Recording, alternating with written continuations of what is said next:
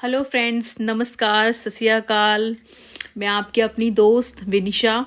आपने भी बहुत सी थॉट्स की छोटी छोटी शॉर्ट्स देखी होंगी। आज मैं आपको एक कहानी सुनाने वाली हूँ जिससे आप कुछ अच्छी सीख ले सकें। आप में से बहुत लोग ये सोच रहे होंगे कि मैं खुद अपना चेहरा लेकर सामने आ गई हूँ, ना कोई क्लिपिंग्स हैं ना वीडियोस हैं। आजकल के बिजी शेड्यूल में बच्चे भी ऑनलाइन क्लासेस ले रहे हैं और हम बड़े भी सारे दिन लैपटॉप कंप्यूटर्स पे अपनी आंखें दुखाते हैं। तो मेरा मोटिव ये है, आप अपना फ़ोन ऑन करिए, स्टोरी ऑन करिए, साइड में रखिए, आंख बंद करिए और ध्यान से जो मैं कहानी आपको सुनाने जा रही हूँ उसे सुनिए। आशा करती हूँ आपको मेरी ये कहानी बोर नहीं करेगी, अच्छी लगेगी। मेरी कहानी का विषय है निंदा का फल।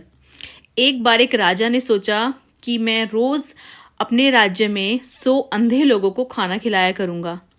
राजा ने ये सोचकर खीर बनवानी प्रारंभ की। वो रोज खीर खिलाता, परंतु एक दिन क्या हुआ, जब वह खीर खिलाने लग रहा था, उस खीर को सांप झूठा कर चला गया और किसी को पता नहीं लगा और वो खीर जहरीली हो गई और वो खीर सभी अंधों ने खा ली और वो खीर खाते ही 100 के 100 अंधे मारे गए। अब राजा को इस बात का बहुत दुख हुआ और उसे लगा कि उन 100 अंधे भिखारियों की मृत्यु का पाप मेरे सर आ गया है।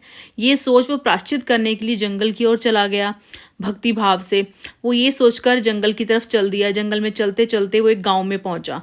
वहां रात हो चुकी थी। रुकने के लिए उसने किसी से आसरा मांगा। उसने गांव के लोगों से पूछा कि यहाँ कोई ऐसा घर है जो बहुत भक्ति भाव वाला हो। तो उन्होंने 2 बहन भाइयों का घर बताया जो बहुत ही पूजा पाठ और भक्ति भाव करते थे। वो रात को उनके घर रुक गया। पहले के समय में लोग मुसाफिरों को रखना गलत नहीं मानते थे। आजकल जो माहौल है उसके हिसाब से तो शायद हम किसी को आसरा ना दें। उन दोनों बहन भाइयों ने उसे आसरा दिया। सवेरे उठे और बहन अपने सिमरन पर बैठ गई, अपने डेली रूटीन की तरह। उस दिन उसे थोड़ी देर हो गई सिमरन करते करते। तो उसके भाई ने उससे पूछा, बहन हमारे घर में मुसाफिर आया हुआ है, उसके लिए हमें नाश्ता भी तैयार करना है। आज तुम इतनी देर तक सिमरन पे क्यों बैठी रही? उसने कहा, मैं सिमरन जब कर रही थी तो पर धर्मराज के यहाँ किसी विषय पर चर्चा हो रही थी, उसका कोई हल नहीं निकल पा रहा था, तो मैं वह सुनने के लिए रुक गई। उसके भाई ने पूछा, ऐसा क्या विषय था जो तुम भी सुनने के लिए रुक गई? उसने कहा, एक व्यक्ति के द्वारा 100 खाने पर 100 अंधे भिखारी मारे गए। अब धर्मराज ये सोच रहे हैं कि इस पाप का फल किसे दिया जाए, खीर बनाने वाले को जिसने लापरवाही की, या उस सांप को जिसने खीर को झूठा किया, या उस राजा को जिसने उन गरीबों को खीर खिलाई। अब उसके भाई ने पूछा, तो क्या हल निकला? अब राजा ये सब सुन रहा था। राजा को पता था कि वो राजा मैं हूं। उससे अब खुद से संबंधित वो बात लगी तो वो भी सुनने के लिए बेचैन हो गया। उसने पूछा, बेटी उसका क्या हल निकला? उसने कहा कि धर्मराज स्वयं ही निश्चित नहीं कर पाए कि इसका पाप किसके सर दिया जाए।